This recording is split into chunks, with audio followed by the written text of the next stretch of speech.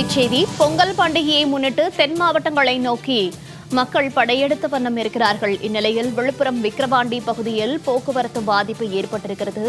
வாகனங்கள் ஊர்ந்து செல்லக்கூடிய இந்த காட்சிகளை நாம் நேர்லையில் பார்த்து வருகிறோம்.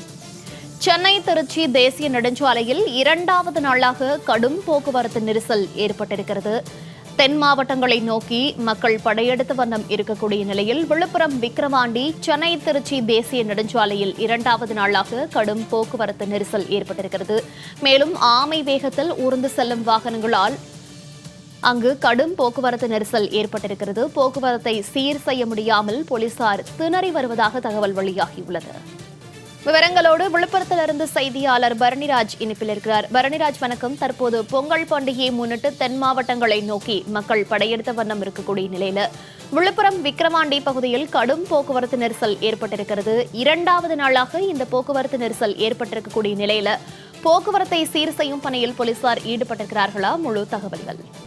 பொங்கல் பண்டிகையை முன்னிட்டு தொடர் விடுமுறை என்பதால் அவரவர் சொந்த ஊர்களில் பொங்கல் பண்டிகையை கொண்டாடுவதற்காக சென்னையில் இருந்து தென் மாவட்டங்களை நோக்கி ஏராளமான பொதுமக்கள் நேற்று காலை முதலே வாகனங்களில் செல்ல தொடங்கியிருக்கின்றனர்.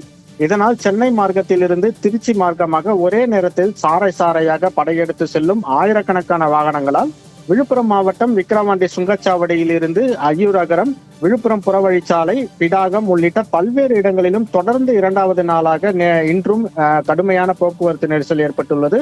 குறிப்பாக விழுப்புரம் புறவழிச்சாலையான எலிச்சத்திரம் சாலையில் உயர்மட்ட மேம்பாலம் கட்டும் பணிகள் நடைபெற்று வருவதால் அந்த இடத்தில் குறுகலாக அமைக்கப்பட்டுள்ள சர்வீஸ் சாலையில் மட்டுமே வாகனங்கள் செல்ல வேண்டிய நிலை இருப்பதால் கடும் போக்குவரத்து நெரிசல் அந்த பகுதியில் ஏற்பட்டிருக்கிறது. சென்னையில் இருந்து தென் மாவட்டங்களை நோக்கி ஒரே சமயத்தில் ஆயிரக்கணக்கான வாகனங்கள் படையெடுத்து வருவதால் சென்னை திருச்சி தேசிய நெடுஞ்சாலையில் வாகனங்களால் நிரம்பி வழிந்து திக்குமுக்காடி வருவதை நம்மால் நேரடியாக காண முடிகிறது.